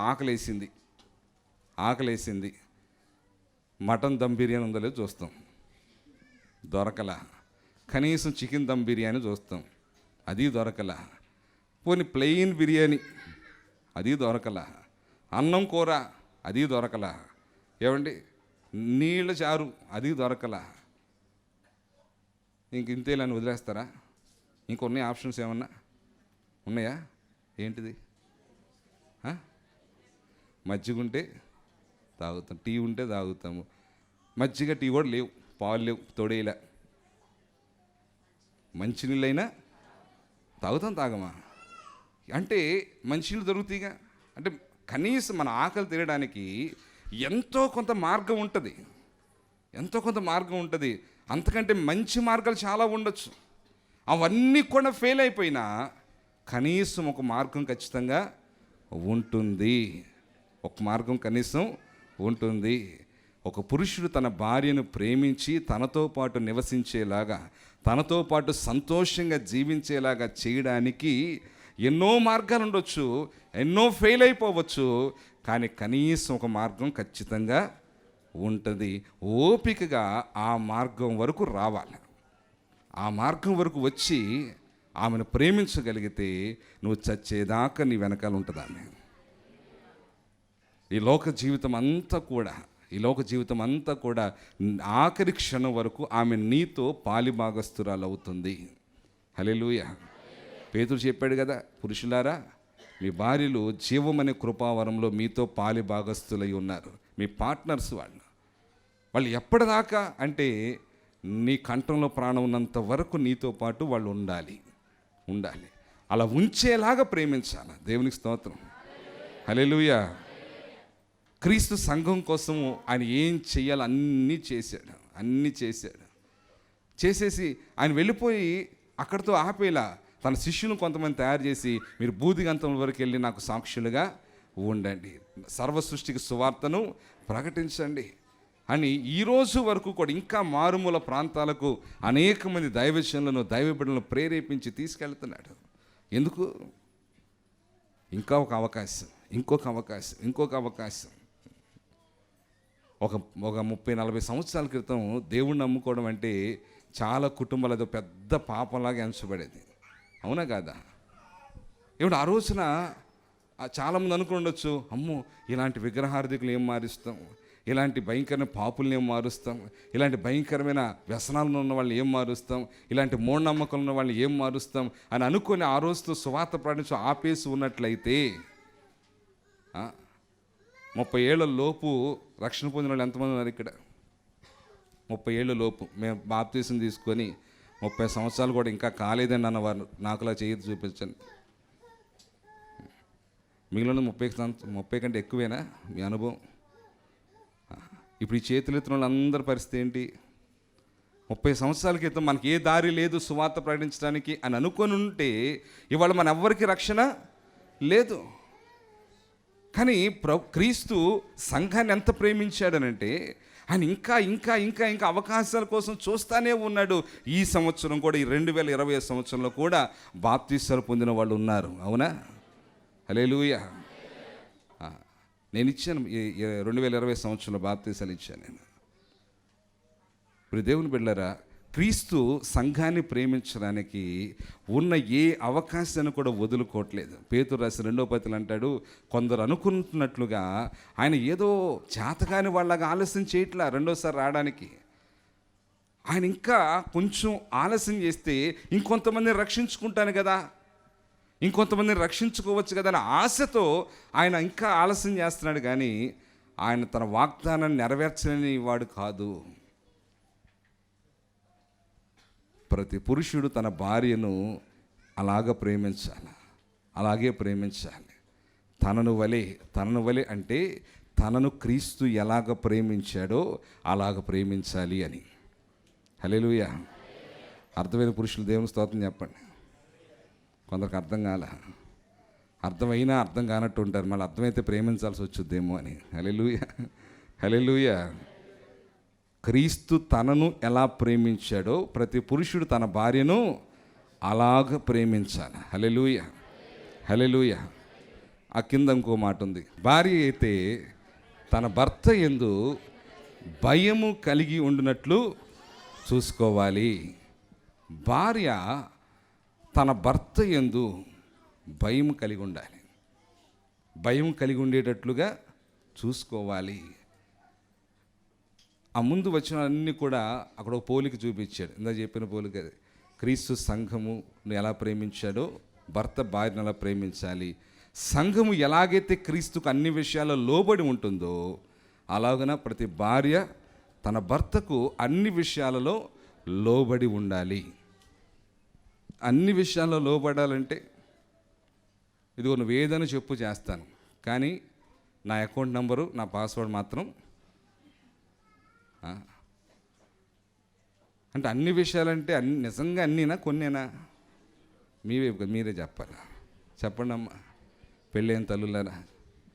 అన్ని విషయాలంటే ఆర్థిక సంబంధమైన విషయాల్లో కూడా భర్తకు లోబడి ఉండాలా? భర్తకు తెలియకుండా అకౌంట్లు మెయింటైన్ చేయాలా?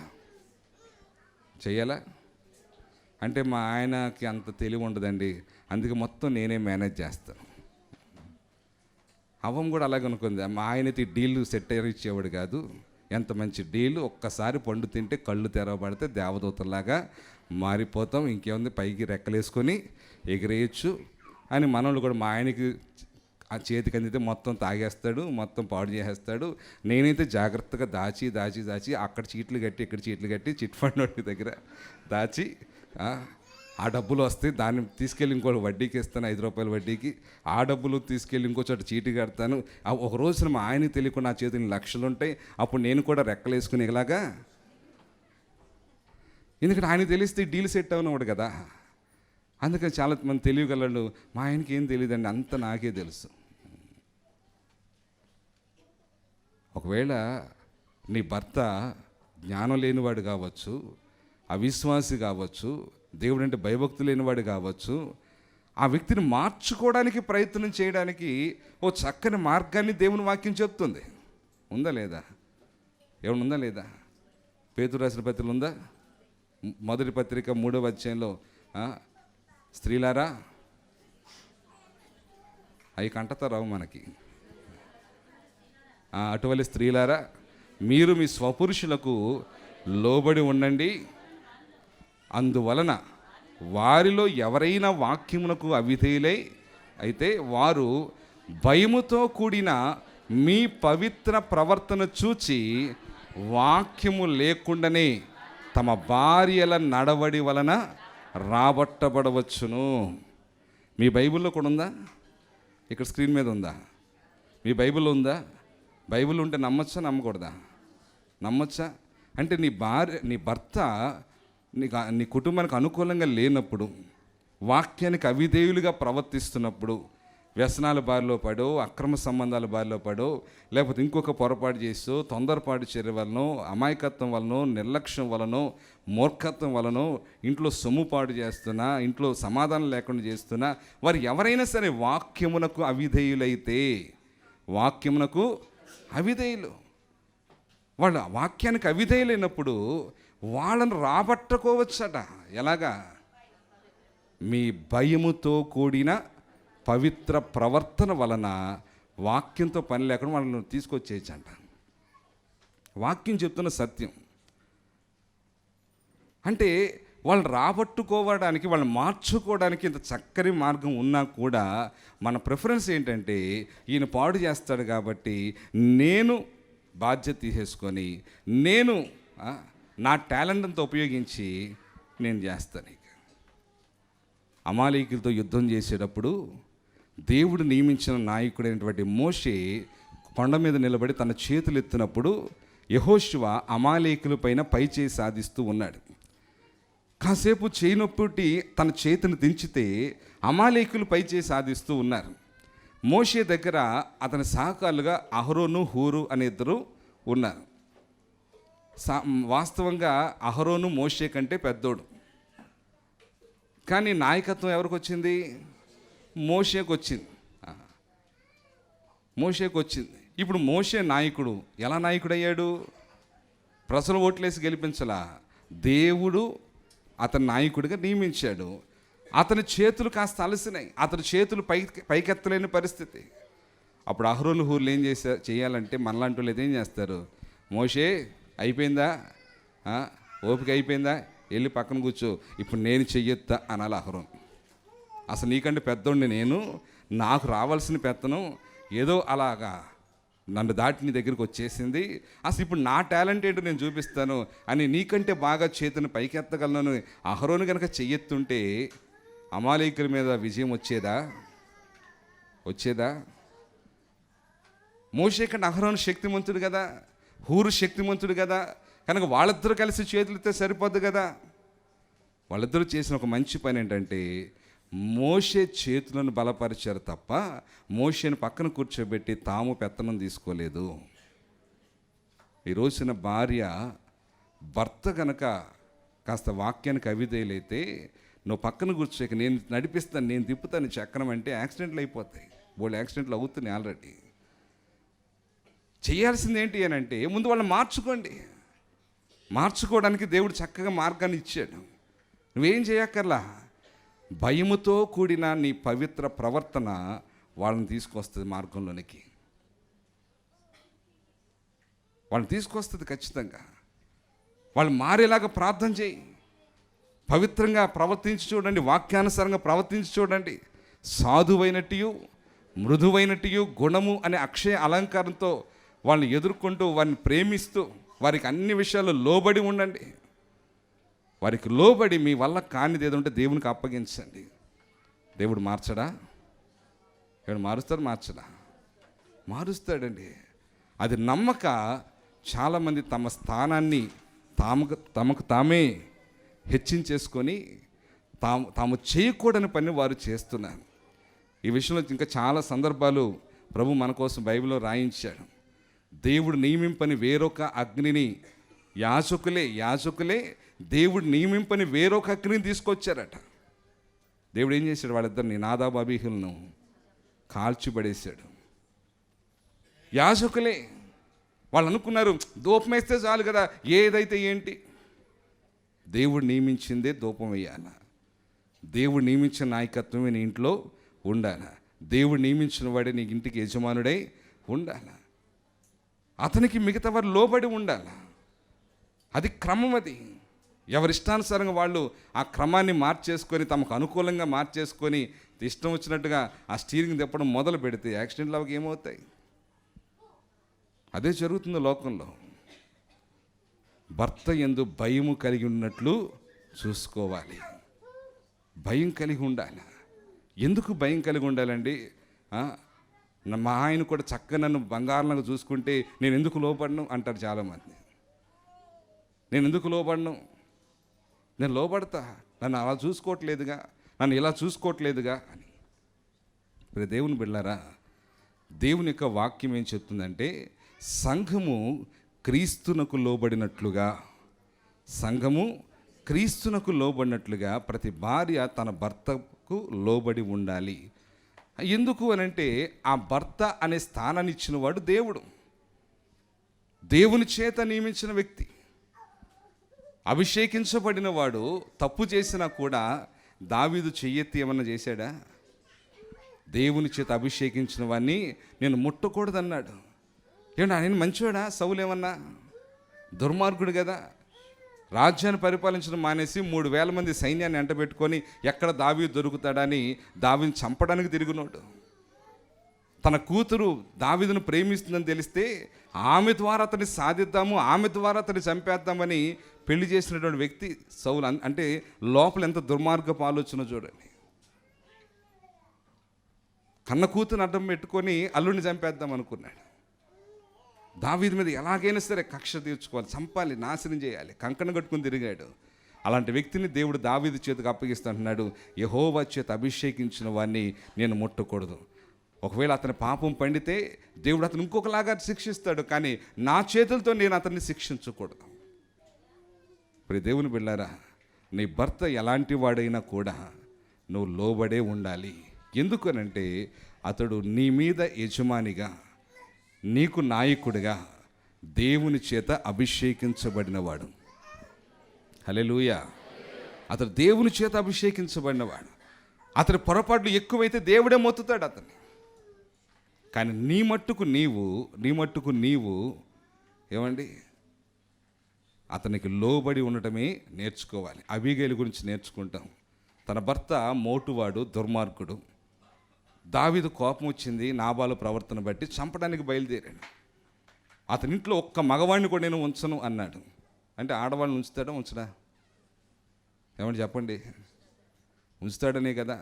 ఆడవాళ్ళని ఏం చేయడు. ఎవరిని చంపుతాడు? నాబాలను చంపుతాడు. ఇంకా దాసులైన వాళ్ళని, లేకపోతే ఇంకా ఆ ఇంట్లో ఉన్న పురుషులను చంపుతాడు. ఇప్పుడు అతను మొరటువాడై దుర్మార్గుడై ఉంటే ఆ భార్య పరిస్థితి ఎలాగుంటుంది? ఇప్పుడు మీలో ఎవరికైనా అలాంటి భర్త ఉన్నాడు అనుకోండి, ఎవరన్నా అతన్ని గట్టిగా 2 కేకలు వేశారనుకోండి, లోపల పొంగిపోతుంటారు చాలామంది. అది అలా అలా పెట్టు గట్టి, అలా పెట్టండి గట్టి. అంటే మనం అనలేనివి ఎవరన్నా అంటుంటే వీడికి అలాగే కావాలి, సచ్చినోడికి అలాగే కావాలంట. మీరు మంచోళ్ళు తల్లారు, దేవుని స్తోత్రం, హల్లెలూయా. అంటే లోపల ఉన్న కోపము అతని నాశనాన్ని కోరుకుంటుంది, అతని శిక్షను కోరుకుంటుంది. అవునా కాదండి? కానీ అబీగైలు సుబుద్ధి కలిగిన భార్య. అంత మొరటివాడు, అంత దుర్మార్గుడై ఉండి కూడా ఆ భార్యని ఏమనకుండా ఉంటాడా అలాంటి వాడు? భార్యని ఏం హింస పెట్టకుండానే ఉండుంటాడా? శ్రమ పెట్టకుండానే ఉండుంటాడా? ఇప్పుడు పోతే అతనే కదా పోతాడు. పోన్లే, ఇన్నాళ్ళకి ఒక పీడ ఎరగడైపోతే ఉన్న ఆస్తంతా నేను ఎంజాయ్ చేస్తాను అనుకోలేదు ఆమె. ఏమనుకుంది? అర్జెంటుకి వెళ్ళి దావీదు కాళ్ళ మీద పడి నా భర్త మీదకి వస్తున్న శిక్షను తప్పించుకోవాలనుకుంది. నా భర్తకు శిక్ష పడకూడదు, దుర్మార్గుడు కదా. కొందరు తల్లిదండ్రులు అంటారు, ఎందుకమ్మా ఆడితో నేను పోషించలేనండి, వచ్చే మన ఇంటికి వెళ్ళిపోదాం, తట్టబడి సర్దేసుకుని అంటారు.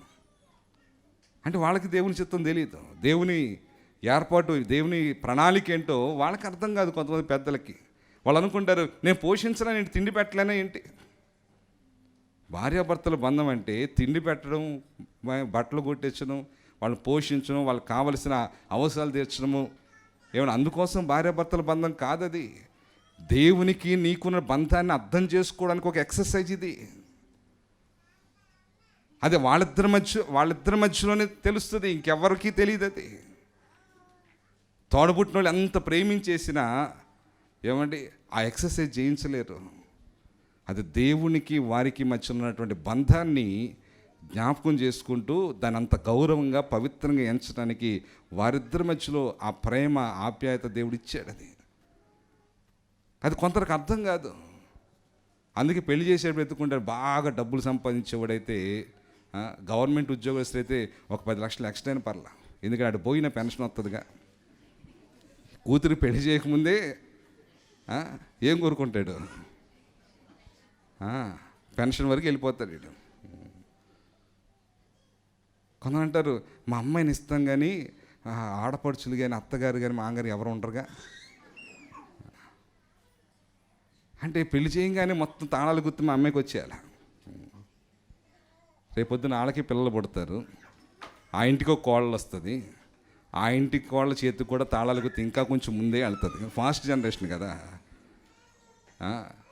ఇంక వచ్చిన ఒక 5 ఏళ్ళకి 10 ఏళ్ళకి వస్తేమో వాళ్ళకి ఇంకా వచ్చిన 2వ రోజుకి 3వ రోజుకి వచ్చేస్తుంది. ఇంక సార్లే, ఇంకా కొడుకుని అప్పచెప్పావు కదా కానీ ఇక వెళ్ళు. వాళ్ళ ఆశ్రమంలో అవన్నీ ఏమైపోతాయి? ఇలాంటి వారితో కళకళలాడుతూ ఉండాలి అవి. దేవునికి స్తోత్రం, హల్లెలూయా. వివాహ బంధం అర్థం కాని వాళ్ళు చెప్పే పని అది. భర్త ఎలాంటి వాడైనా దేవుని వాక్యం నీకు నేర్పించేది అంటే నువ్వు లోబడ్డం నేర్చుకో. కొన్నిసార్లు క్రీస్తు కూడా మన కష్టంగానే కనిపిస్తాడు. చాలామంది చెప్తుంటారు, ఇదివరకు నేను చాలా ఘోరమైన పనులు చేసినప్పుడు నాకు ఏమనిపించేది కాదు, ఇప్పుడు చిన్న చిన్న పొరపాటు చేసిన వెంటనే ఏదో ఒకటి తేడా వచ్చేస్తుందండి, ఏదో ఒక శిక్ష వచ్చేస్తుందండి. అంటే క్రీస్తుని నమ్ముకోవడం వల్ల, క్రీస్తుని వెంబడించడం వలన చిన్న చిన్న పొరపాట్లు చేసిన వెంటనే శిక్ష వచ్చేస్తుంది, అర్థమైపోతుంది. అది కొంచెం ఇబ్బందిగానే ఉంటుందిగా, అవునా కాదా? ఇది ఇంతకుముందు మనం చేసిన భక్తి అనుకోండి, మనకు నచ్చినప్పుడు చక్కగా వైట్ అండ్ వైట్ వేసుకొని, లేకపోతే పట్టు చీరలో పట్టు లుంగి కట్టుకొని, మెడ నిండా బంగారం ధరించుకొని దర్జాగా వెళ్ళి, పంతులు గారు పెళ్ళపళ్ళాడే కొత్త నోటు పంతులు గారు చూపించి పెళ్ళిళ్ళు వేస్తే మన పేరు మీద అర్చన బ్రహ్మాండంగా జరిగేది. కానీ ఇక్కడికి వస్తే పాస్టర్ గారికి కనబడాలని మళ్ళీ కవర్లో పెట్టేసి వేసేస్తే పాస్టర్ గారు చూడరేమో అని పాస్టర్ గారు కనబడేటట్లుగా పెద్ద కాగితాలు పెట్టి ఇచ్చినా కూడా ఈ పాస్టర్ గారు తిడతానే ఉంటాడు. నీ బతుకు మార్చుకో, నీ జీవితం మార్చుకో, ఈ పొరపాటు పనిచేస్తే శిక్ష వస్తుంది, జాగ్రత్త. వాక్యానికి వ్యతిరేకంగా ప్రవర్తిస్తే, దేవుని చిత్తానికి వ్యతిరేకంగా ప్రవర్తిస్తే నాశనం అయిపోతావు, జాగ్రత్త అని హెచ్చరికలే వస్తాయి తప్ప ఇంత కట్టేసేస్తున్నాడు కదా చెప్పి ఫలానా సో అండ్ సో ఫలానా అయినా 5,000 రూపాయలు కానుక ఇచ్చారు కనుక వారిని, వారి కుటుంబాన్ని, ఆ సర్వేశ్వరుడు ఎల్లకాలం సర్వదా అని చెప్పడు ఈ పాస్టర్. ఎందుకంటే దేవుడు అలాగ చెప్పాడా? చెప్పలా. ఇక్కడికి వస్తే ఏం కనబడుతుంది అంటే లోపమే కనిపిస్తుంది. కొంతమందికి అది బాధగా అనిపిస్తుంది, కష్టంగా అనిపించలేదా? ఏమండి, కొన్నిసార్లు వాక్యం చెప్తున్నప్పుడు మనం నొచ్చుకున్న సందర్భాలు లేవా? లేవా? అప్పుడు పాస్టర్ గారు ఇక్కడ ఒక విలన్ లాగా, మనల్ని ఆడిపోసుకుంటున్న బద్ధ శత్రువులాగా, చేతులు ఎత్తమని అడగలే కానీ మీకు అర్థమైతే చాలు. అలా ఎన్నోసార్లు అనిపించుంటుంది మనకి. వారు దేవుని వాక్యం చెప్తుందంటే, వారు మీరు మంచి విషయంలో ఆసక్తి గలవారైతే మీకు హాని చేసేవాడు ఎవరు? వారు ఊరకనే ఖడ్గం ధరించరు కదా. మంచి పనులు చేస్తే వాళ్ళు మెచ్చుకుంటారు కదా. మంచి పని చెయ్యకే వాళ్ళు ఖడ్గం ధరిస్తున్నారు. వాళ్ళు ఎందుకు నేను గద్దిస్తున్నారు? నువ్వు మంచి చేయకే. కానీ కొన్నిసార్లు మనం ఏదో మత్తులో ఉంటాం, ఏదో మోజులో ఉంటాం. ఆ టైంలో పాస్టర్ గారు చెప్పే మనకి కొంచెం ఇబ్బందిగా ఉంటుంది. ఈయనకేం తెలుసు, నేను కాక మొన్న వచ్చాడు ఫీల్డ్లోకి, నేను ఎప్పటి నుంచి విశ్వాసిని, అసలు నా టాలెంట్ ఏంటి, నా ఎక్స్పీరియన్స్ ఏంటి, ఈయనకేం తెలుసు అని అన్నట్లుగా అనుకున్న సందర్భాలు లేకపోలేదు. కానీ అద్భుతమైన సంగతి ఏంటంటే, అన్నిసార్లు నొచ్చుకున్నా, అన్నిసార్లు తిట్టుకున్నా మళ్ళీ తిన్నగా ఇక్కడికే వచ్చి కూర్చుంటున్నాం. ఎందుకు? క్రీస్తు ప్రేమ మనల్ని బలవంతం చేస్తుంది. క్రీస్తు ప్రేమ ఆ కాసేపు నొచ్చుకున్నా కూడా, అమ్మో క్రీస్తు లేకపోతే నా జీవితానికి పరిపూర్ణత ఉండదు కదా. అందుకని కొంచెం కష్టమైన, కొంచెం ఇబ్బంది అయినా, కొన్నిసార్లు వాక్యంలో ఇది తప్పు అని అంటే అప్పటిదాకా మనకు చాలా ఇష్టమైనది అయి ఉండొచ్చు. కానీ తప్పు అన్నప్పుడు కొంచెం కష్టంగా ఉంటుంది మానడానికి. అలాగ కూడా మానేస్తున్నాం. ఎందుకంటే సర్లే ఏం చేస్తాం, మళ్ళీ పరలోకం పోద్దుగా, ఉందా లేదా, భయం ఉందా లేదా? మనం మానేసినవన్నీ మనకు ఈజీగా మానేయాలన్నీ. కొన్ని మానడానికి చాలా కష్టపడ్డాం, చాలా దాన్ని ఫ్రస్ట్రేషన్ అనుభవించాం.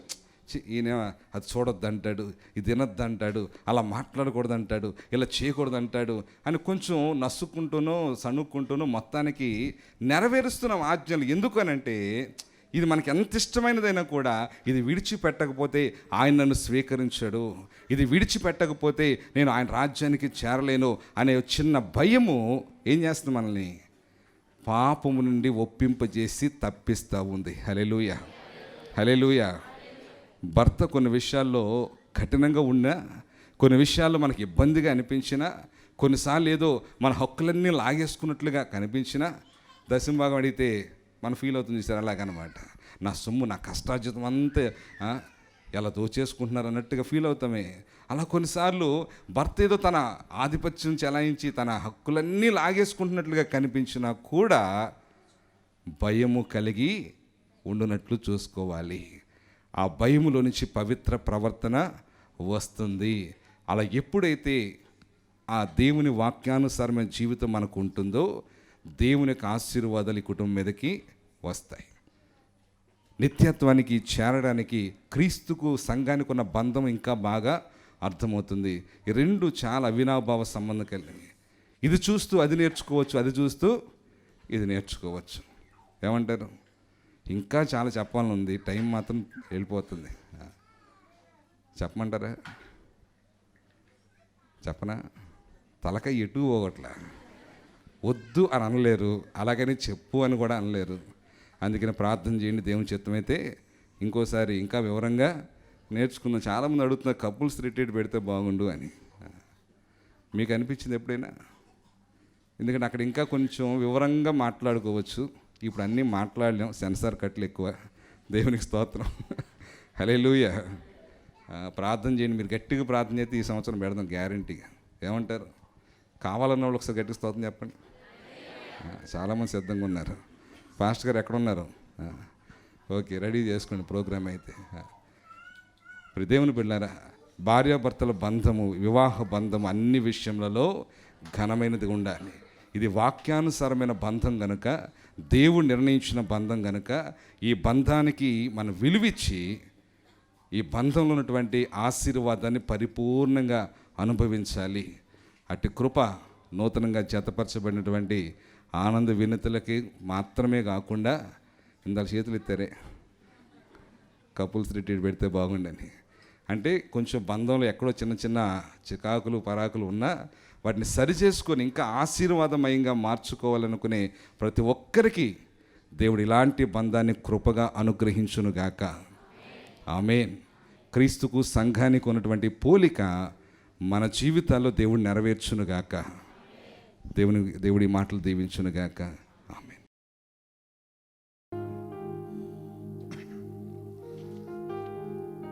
హల్లెలూయా, హల్లెలూయా, హల్లెలూయా. ప్రార్థన చేద్దాం. ప్రభు ఇప్పటి వరకు మనతో మాట్లాడిన మాటలు ఒక్కసారి వాటిని నెమరు వేసుకుంటూ, దేవుని చిత్తం ఎలా ఉండగా నేను ఎలా ప్రవర్తిస్తున్నాను, నేను ఎలాంటి ఉద్దేశాలు కలిగి ఉన్నాను, మనకు మనం ఒకసారి మనం పరీక్షించుకుందాం. ప్రభు వైపు చూద్దాం. ఎటువంటి పరిస్థితినైనా మార్చగలిగిన దేవుడు మనతో ఉన్నాడు. ఈ రాత్రి దేవుడు పలికిన మాటను మన జీవితంలో నెరవేర్చడానికి ఆయన సిద్ధంగా ఉన్నాడు. సంతోషకరమైన కుటుంబంగా మన కుటుంబాలు మారబోతూ ఉన్నాయి. ఆనాడు యెహోషువ ధైర్యంగా చెప్పినట్లుగా, నేను నా కుటుంబము యెహోవానే సేవిస్తాం. ఈరోజు అటువంటి ధైర్యము, నిశ్చయిత కలిగి మనం మన కుటుంబ పక్షాన దేవుని సన్నిధిలో నిలబడదాం. దేవుడు పలికిన ఆశీర్వాదం మన కుటుంబంలో నెరవేరబోతా ఉంది. హల్లెలూయా, హల్లెలూయా, హల్లెలూయా, హల్లెలూయా. మహాగణుడా, మహోన్నతుడా, యేసు రక్షకానికి వందనాలయ్యా. ఈ మంచి వేళలో ప్రభా, విత్తబడిన వాక్యం ఏ ఒక్కరి జీవితంలో కూడా వృధాగా పోకుండా ప్రతి వారు ఆ మాటలు తమ హృదయంలో భద్రపరుచుకొని వాక్యానుసారం జీవించడం వల్ల గొప్ప మేలు సంపాదించుకునే కృప దయచేయండి ప్రభా. మీ వాక్కును మీరు అనుగ్రహిస్తారు, ప్రేమతో మమ్మల్ని హెచ్చరిస్తారు. అప్పుడే మేము మార్చుకోగలిగితే ఆశీర్వాదానికి పాత్రలు అవుతాం. ఒకవేళ నీ మాటను మేము నిర్లక్ష్యం చేస్తే ఘోరమైన శ్రమ మేము అనుభవించాల్సి ఉంటుందయ్యా. ఈ సంగతిని మరొకసారి మీరు హెచ్చరిస్తున్నారు, అందుని బట్టి నీకు వందనాలు స్వామి. మేమందరము విన్న మాటను బట్టి మా జీవితాన్ని సరిచేసుకొని వాక్యానుసారమైన జీవితాలు కలిగి మేము దీవించబడటం మాత్రమే కాకుండా ఒక మాదిరికరమైన కుటుంబాలు మేము కట్టుకోవడానికి మీ కృప దయచేయండి. క్రీస్తు కేంద్రిత కుటుంబాలుగా అయ్యా, నీ విలువలు పాటిస్తూ నీ ఆలోచనతో మా కుటుంబాలను నడిపించుకుంటూ, మార్గము తెలియని కుటుంబాలకు ఒక దిక్సూచి వలె మా అందరి కుటుంబాలు కొండ మీద కట్టబడిన పట్టణం వలె నిత్యము వెలుగుచున్నట్లుగా మా కుటుంబాలన్నిటినీ ఆశీర్వదించండి, బలపరచండి. ఈ లాక్డౌన్ సమయంలో కుటుంబాలతో ఎక్కువ సమయం గడపడానికి మీరు మాకు ఇచ్చిన ఈ ధన్యతను బట్టి నీకు వందనాలయ్యా. ఈ సమయాన్ని మేము వృధాగా పోగొట్టుకునక, ఈ సమయాన్ని ఒకరి తప్పులు ఒకరు ఎంచుకోవటానికి మేము ఉపయోగించక, మీరు ఏ విధంగా అయితే వధువు సంఘాన్ని నిష్కపటమైనదిగా, పరిశుద్ధమైనదిగా నీ ఎదుట నిలవబెట్టుకోవడానికి మిమ్మల్ని మీరు అప్పగించుకున్నారో, మాకు మేము కూడా ఈ రోజున మా కుటుంబ సభ్యులను వాక్యము ద్వారా సరిచేసుకోవటానికి మోకాళ్ళ ప్రార్థన, కన్నీటి అనుభవాల్లోనికి మమ్మల్ని నడిపించమని ప్రతి కుటుంబాన్ని మీ చేతులకు అప్పగించుకుంటా ఒక నూతనమైన సంతోషము ప్రతి కుటుంబంలో మీరు దయచేయమని సమస్త మహిమ ఘనత ప్రభావం నీకే ఆరోపిస్తూ యేసయ్య అత్యున్నతమైన నామములో అడిగి వేడుకుంటున్నాం పరమ తండ్రి, ఆమేన్. తండ్రి అయిన దేవుని యొక్క ప్రేమ, రక్షకుడైన క్రీస్తు వారి కృప, పరిశుద్ధాత్మన్యుల సహవాసం నిరంతరము మనందరికీ తోడైండి కాపాడునుగాక. ఆమేన్. నా ప్రాణమా యెహోవాను సన్నతించు, నా అంతరంగం సమస్తమైన పరిశుద్ధనామమును సన్నతించు. నా ప్రాణమా యెహోవాను సన్నతించుము, ఆయన చేసిన ఉపకారంలో దేనిని మరొక. ఆమేన్. Praise the Lord. అందరికీ వందనాలండి. మంచిది. ఈరోజు కూడా లైవ్లో మాతో కలిసి ప్రభుని ఆరాధించినందుకు మీ అందరికీ మరోసారి హృదయపూర్వక వందనాలు తెలియజేస్తా ఉన్నాను. మరి రేపు గుడ్ ఫ్రైడే, మరి ప్రభు శిలువను ధ్యానించడానికి ప్రభు మనకిచ్చిన మరొక అవకాశము. ఇదేదో పండగ కాదు, ఇదేదో ఆచారము కాదు. క్రీస్తు శిలువను మర్చిపోతే మనకి జీవితమే లేదు. 365 రోజులు మనం జ్ఞాపకం ఉంచుకోవాల్సిన సంగతే ప్రభువు త్యాగము. ఆయన త్యాగం వలన ఈరోజు మనం బ్రతుకున్నాం. హల్లెలూయా. రేపు ఉదయం 10 గంటలకు ఆరాధన ఉంటుంది ఆన్లైన్లోనే. దయచేసి ఎవరు కూడా మందిరానికి రావడానికి ప్రయత్నం చేయొద్దు. మీ గృహాల్లో మీరందరూ కూడా త్వరితగతిన మీ పనులు ముగించుకొని టీవీలో చూడగలిగితే టీవీలో, లేదా ఫోన్లో ఎక్కడ అవకాశం ఉంటే అక్కడ ఆన్లైన్లో మాతో కలిసి ప్రభు శిలువను ధ్యానించవలసిందిగా మీ అందరూ కూడా ప్రేమపూర్వకంగా మనవి చేస్తా ఉన్నాం. గుర్తుపెట్టుకోండి, 10 గంటలకు బయటకు వెళ్ళాల్సిన ఏమైనా అవసరాలు ఉంటే 9 గంటల వరకే మనకు సమయం ఉంది కనుక బయటకు వెళ్ళి మీ కార్యక్రమాలు పూర్తి చేసుకొని 10 గంటలకల్లా అందరూ సిద్ధపడి గుడ్ ఫ్రైడే ఆరాధనలో మనమందరం కూడా పాల్గొందాం. దేవుడు మిమ్మల్ని అందరిని దీవించును గాక. God bless you.